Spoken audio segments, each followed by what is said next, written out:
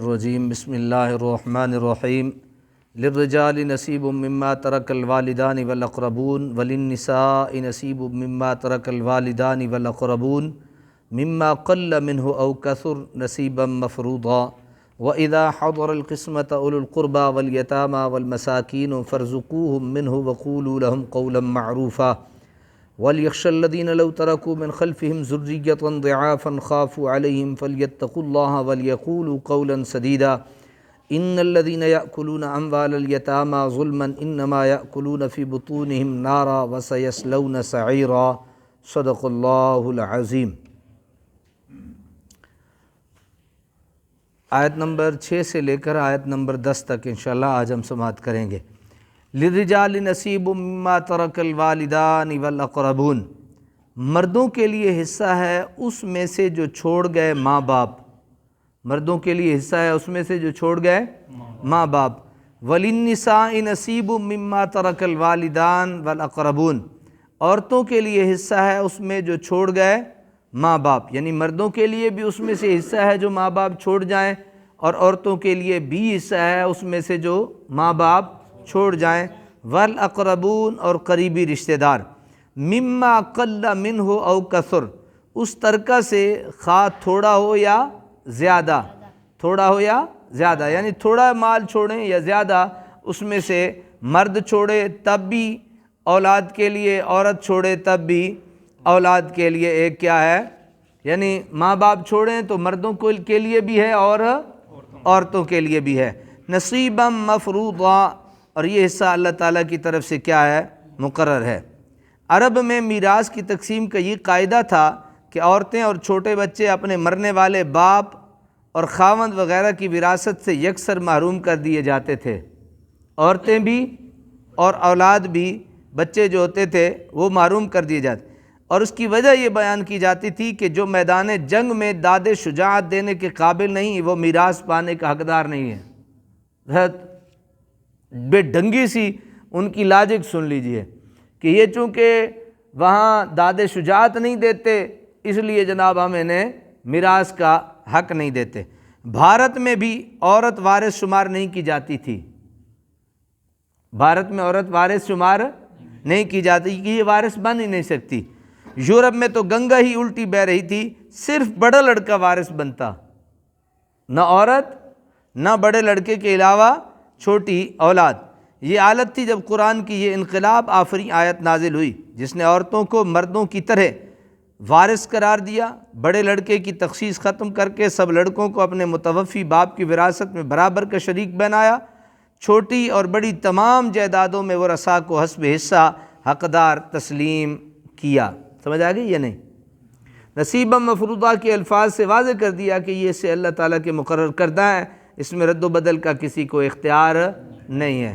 میری آپ سے گزارش ہوگی کہ کل سے آپ کو چھوٹی سی ڈائری اور پینسل ضرور لائیں، یہ آپ کو زندگی میں فائدہ دیں گی۔ یہ چیزیں آگے میراث کا سبق آ رہا ہے تو اس میں آپ کو یہ بہت ساری چیزیں کام آئیں گی اگر آپ ان پہ عمل کرنا چاہیں گے تو،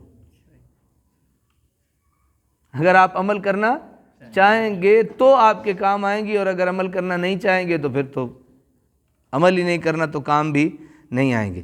وَإِذَا حَضَرَ الْقِسْمَةَ أُولُو الْقُرْبَى وَالْيَتَامَى وَالْمَسَاكِينُ فَارْزُقُوهُم مِّنْهُ وَقُولُوا لَهُمْ قَوْلًا مَّعْرُوفًا، اور جب حاضر ہوں ورثہ کی تقسیم کے وقت غیر وارث، جب وراثت تقسیم ہو رہی ہو اور وارثوں کے ساتھ غیر وارث بھی کیا ہوں، شریک ہوں، حاضر ہوں، غیر وارث رشتہ دار، یتیم بچے اور مسکین، تو دو انہیں، فَارْزُقُوهُم مِّنْهُ، اس میں سے انہیں بھی دو، یعنی کچھ نہ کچھ تحفے تحائف انہیں بھی دو۔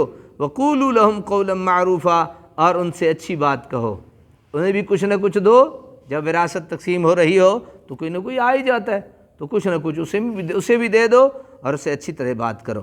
قانون میراث کی تفصیلات بیان کرنے سے پہلے ایک اخلاقی ضابطہ، ابھی میراث کی جتنی بھی قاعدے کلیے ضابطے آئیں گے وہ آگے ہیں، اس سے پہلے ایک بات ذکر کر دی اللہ تعالیٰ نے، ایک اخلاقی ضابطہ کا ذکر بھی کر دیا کہ متروکہ جائیداد کے وارث تو وہی ہیں جن کا تفصیلاً ذکر آگے آ رہا ہے، لیکن اگر تقسیم کے وقت غیر وارث رشتہ دار محلے کے یتیم بچے، بستی کے غریب لوگ جمع ہو جائیں تو ان کو بھی کچھ نہ کچھ دے دو، اور ترش لب و لہجہ میں ان سے گفتگو نہ کرو جس سے ان کی دل شکنی ہو، جس سے ان کی کیا ہو؟ دل شکنی ہو، ایسی بات نہیں کرنی چاہیے۔ وَلْيَخْشَ الَّذِينَ لَوْ تَرَكُوا مِنْ خَلْفِهِمْ ذُرِّيَّةً ضِعَافًا، اور چاہیے کہ ڈریں جو یتیموں کے سرپرست ہیں، اور سوچیں کہ اگر چھوڑ جاتے وہ اپنے پیچھے چھوٹے چھوٹے کمزور بچے، خافوا علیہم، تو وہ کتنے فکر مند ہوتے ان کے متعلق، فَلْيَتَّقُوا اللَّهَ، پس چاہیے کہ وہ ڈریں اللہ سے، وَلْيَقُولُوا قَوْلًا سَدِيدًا، اور کہیں ایسی بات جو بالکل درست ہے۔ کتنا مؤثر اور دل نشین انداز نصیحت ہے۔ بھائی کیوں دیں؟ اوپر آئے نا، دیں انہیں بھی دیں، تو ایک سوال پیدا ہو سکتا تھا کیوں دیں؟ تو اس کا ایک بڑی محبت بھرا جواب دیا، اگر تم چھوڑ جاتے چھوٹے بچے تو تمہارے دل میں کیا خواہش ہوتی کہ ہمارے بچوں کو کسی نے کچھ دیا نہیں؟ تو اس لیے اللہ تعالیٰ نے کہا انہیں بھی کچھ، جو آس پاس اڑوس پڑوس کھڑے ہیں انہیں بھی ضرور کچھ نہ کچھ دے دیجیے، اور ان سے بڑی پیاری بات کیجیے، اور کہیں ایسی بات جو بالکل درست ہو، ان سے ایسی بات کریں۔ ان الذین یاکلون اموال الیتامی، بے شک وہ لوگ جو کھاتے ہیں یتیموں کے مال، ظلم سے، انما یاکلون فی بطونہم نارا، تو وہ بس کھا رہے ہیں اپنے پیٹوں میں آگ۔ مزہ آیا؟ جو یتیم کا مال کھاتا ہے نا تو وہ کیا اپنے پیٹ میں کیا ڈال رہا ہے؟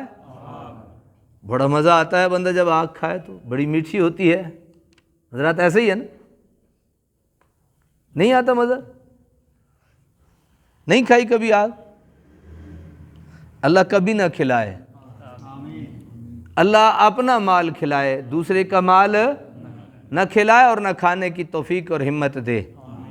آج سن لیجئے، زندگی میں یتیموں کا مال آپ کے پاس آ سکتا ہے، کوئی یتیم ہو جائے تو اس کے آپ وارث بن سکتے ہو، تو مہربانی کرنا ایسی بات نہ کرنا جو یتیموں کا مال کھاتا ہے۔